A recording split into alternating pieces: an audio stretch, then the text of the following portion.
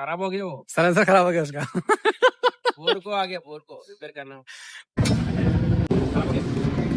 तो नमस्कार प्रणाम भाई लोग, देखो लो रोज एक तरह आज काम पर निकल बन जा, काम तो उसे बाहर नहीं कहाँ से काम धाम बहुत मंदा चलता, डेली जा तंजा आओ तंजा, खाली आई ना जा ना जा कौन हाजिरी लगा उसको मतलब ना बा।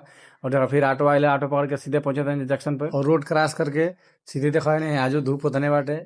यहाँ धूप बहुत होला भाई, 8 बजे 9 बजे होते होते एकदम धूप हो जाला। देखा सब लोग काम पे जाता, हम सीधा आ गए बन गेट पे और गेट पे करौली एंट्री। ओकरा बाद से देखा हम अपन चिंकुए पिंकुए के लेके सीधे निकल बन वही पहाड़ी रास्ता पर जहाँ पीछे से अब भी लोग आवा सब यही पड़ जाला, शॉर्टकट पड़ेला खरी वजह से ऊपर बहुत दूर पड़ेला। और सीधा देखा जाकर बनी सड़ी पर और सड़ी का नजारा देखा पूरा तूर फूर के एकदम खराब कर दिल। से फिर नीचे गली थोड़ा सामान ले आए, तब तक बाथरूम में कुछ लोग लगाओ तो टाइल्स बंगाली लोग जो देखो 4x8 का टाइल लगाओ था।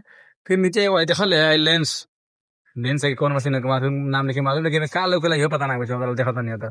और फिर देखा ऊपर आके आ जाए पूरे दिन का ये स्टार्टिंग लगाओ बन जाए ऊपर का इतना 4 इंची का पट्टी लगाओ बन जाए 10 गो पीस लगाओ पूरा दिन में।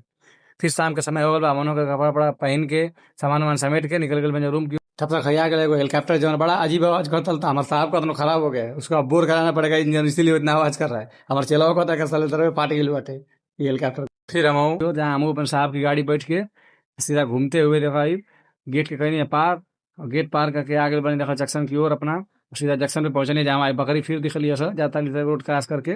और एक भाई पिल्ला बाटे पिल्ला कहाँ बना के ये समझ नहीं क्या हुआ। फिर देखा ऑटो पकड़ के पहुंच गए अपने रूम पे। हमारे वीडियो को लाइक शेयर कमेंट कर लो।